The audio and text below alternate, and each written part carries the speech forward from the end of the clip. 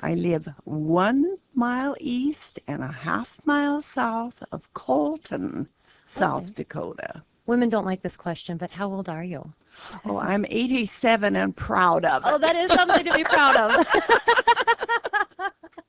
Where did you live when you were a child? Did you grow up around Colton in South Dakota? Or?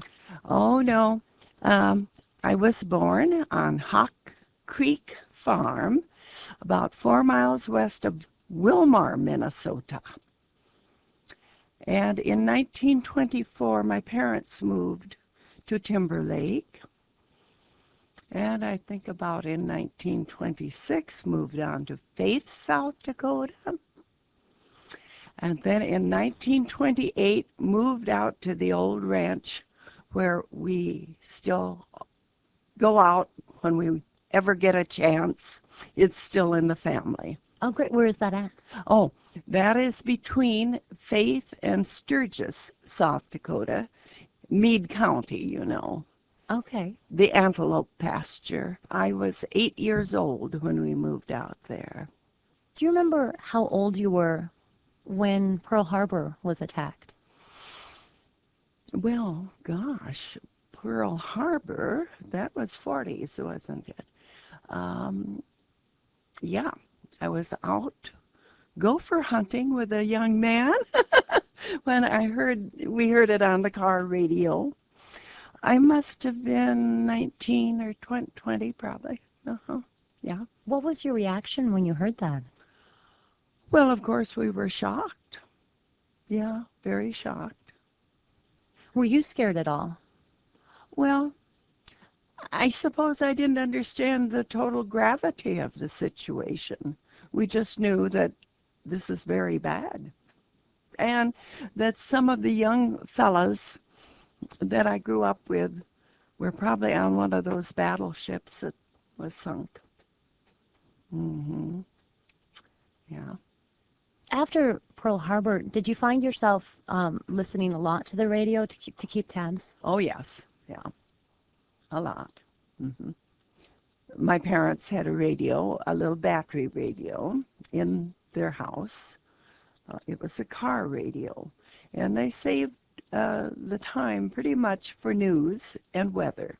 Once in a while, Amos and Andy, Ma Perkins, yeah, but yes, yeah, we listened to the radio, and then I was a rural school teacher, just shortly after yeah, at that time. And I had a little 1,000-hour battery radio. So I could just play my radio and listen to lots of good music in the evening. Incidentally, I was staying right in the schoolhouse, you know. Had a brother that was over there as soon as we were in war in Europe. And so, of course, we listened very closely. Mm-hmm. How did that affect your family, particularly your mother, having a son over there? Well, she was very brave, and they were very patriotic people, my parents. But he was wounded in D-Day and not expected to live, but he got patched up and lived until just a few years ago. Hmm. Swede was a West Point graduate, and it was in the Normandy thing, I think, that he took a bullet, and so the war for him was ended. Yeah. Did you know he was going to be part of that first invasion? Well, I suppose we did. After all, he was a soldier. Yeah. Do you remember when it was announced, the invasion? Mm, yeah, I think we were kind of listening, and we said, "Oh boy, yeah, the invasion is on," and yeah. How did it change for your life back in South Dakota? Did it change at all, the war? Well, sure it did.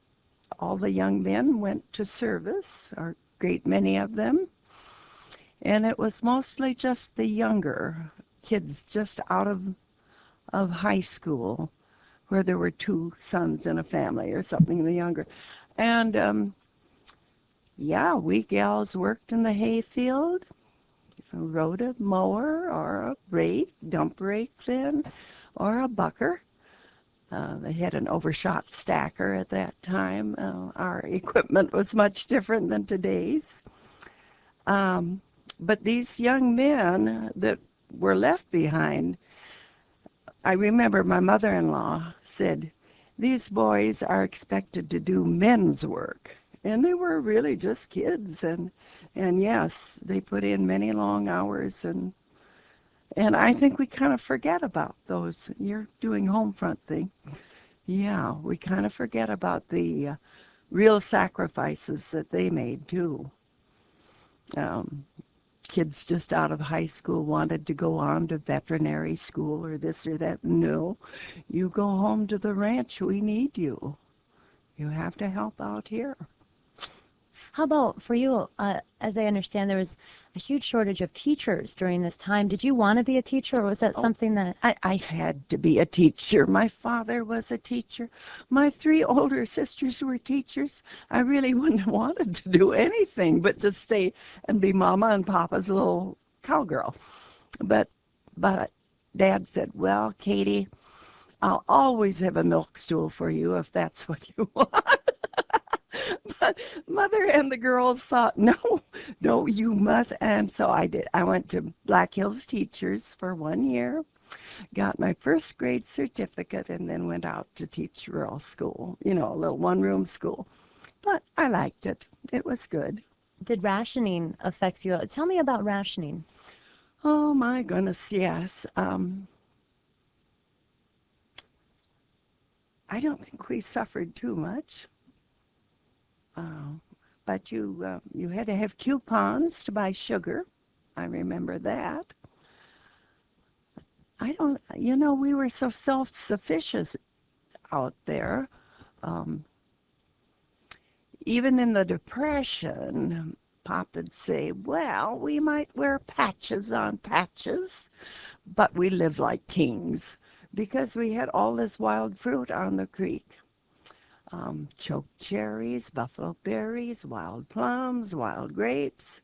And so Mother was very good at making jams, jellies, sauces, wine even a little bit, not much.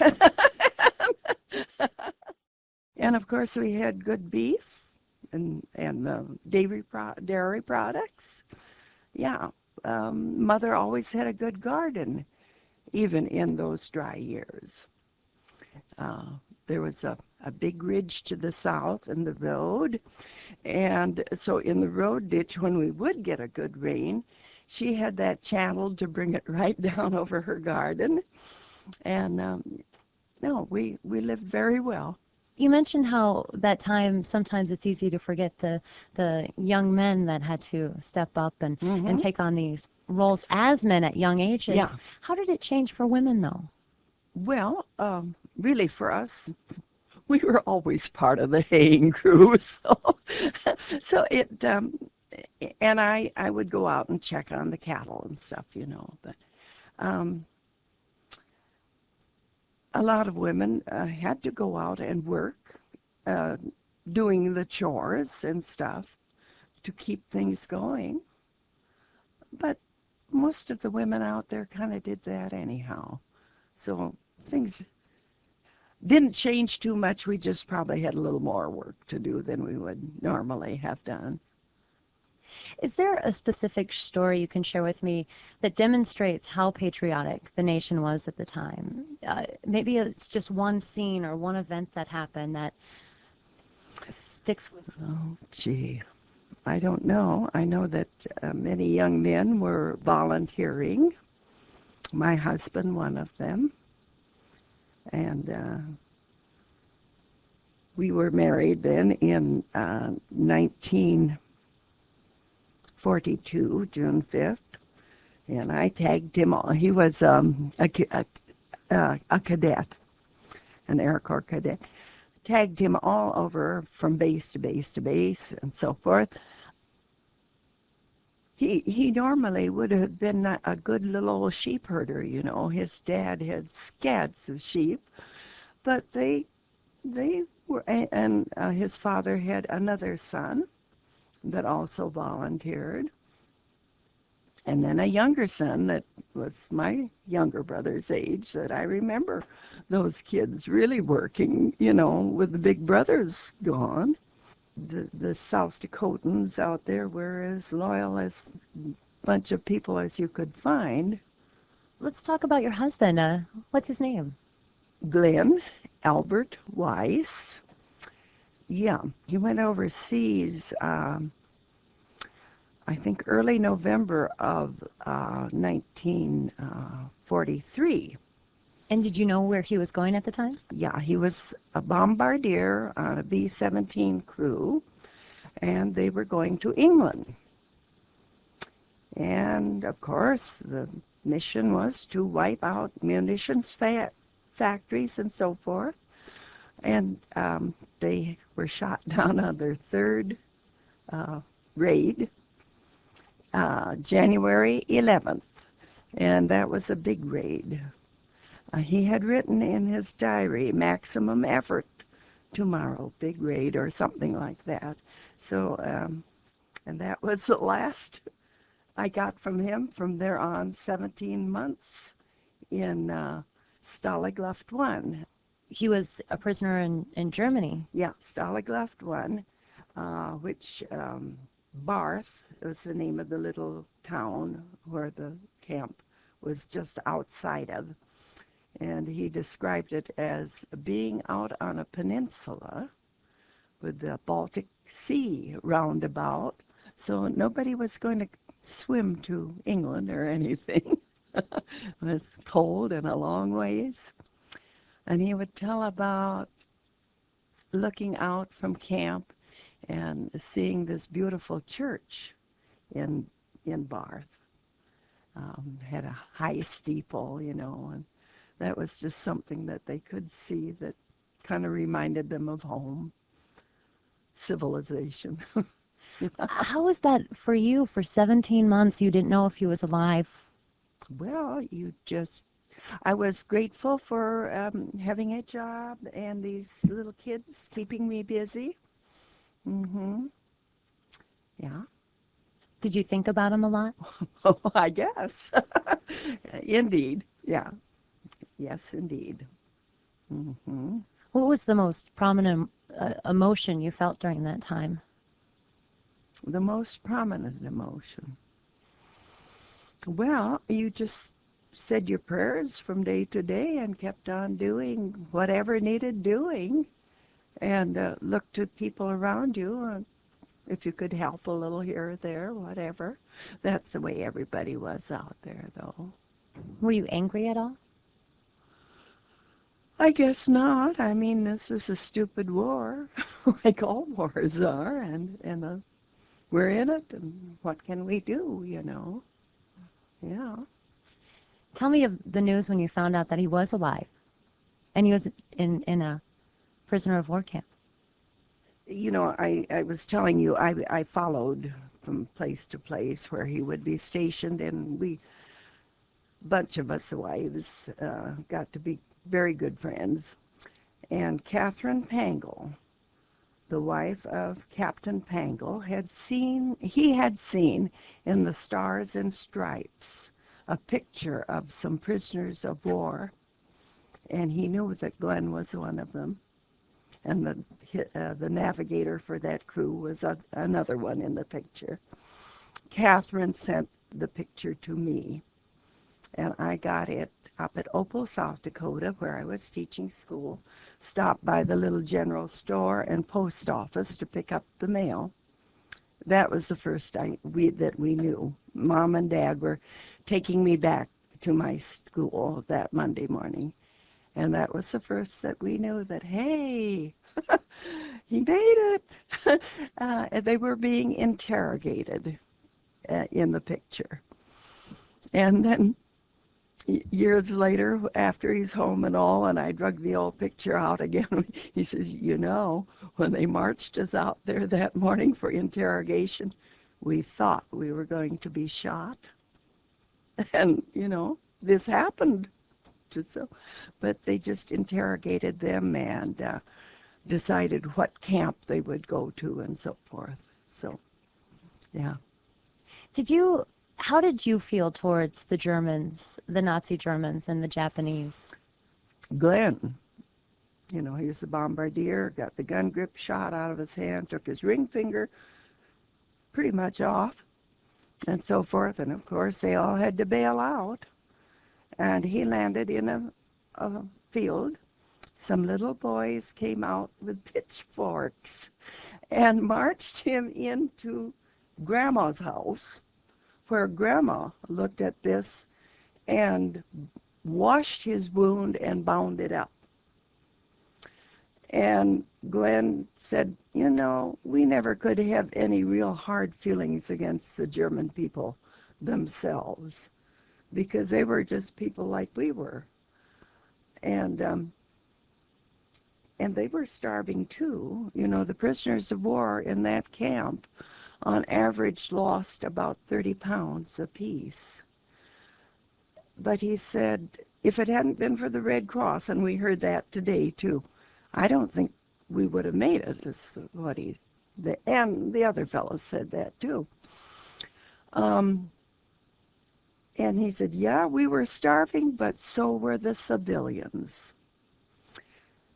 So I don't think he had any real hard feelings against German people in general. How about, did you see any of the films coming out of Hitler's army and what Hitler was doing to make you have ill will towards him?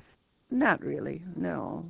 You see, we were 40 miles out from any theater and didn't watch, and television wasn't yet for us. So, and no, I don't think, of course we felt like, oh, this is terrible.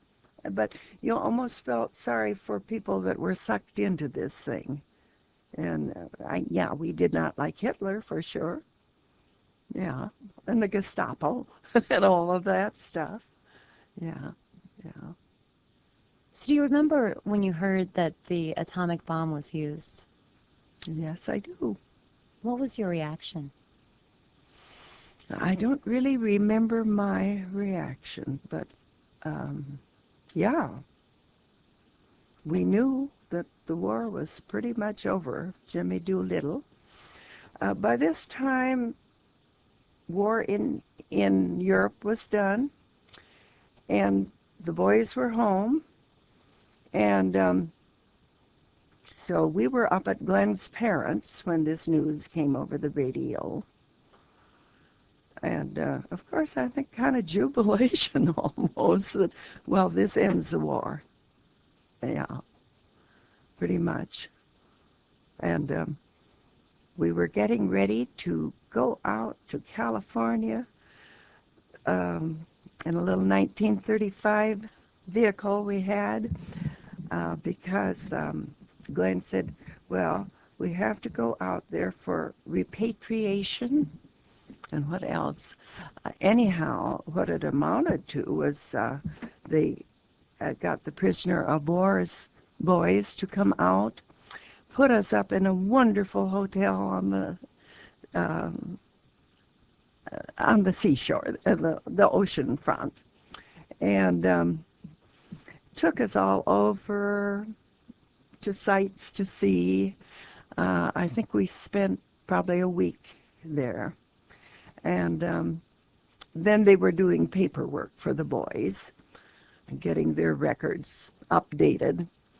And they could decide, did they want to go back into service or did they want to be done with the Air Force? Air Corps, I think it still was then.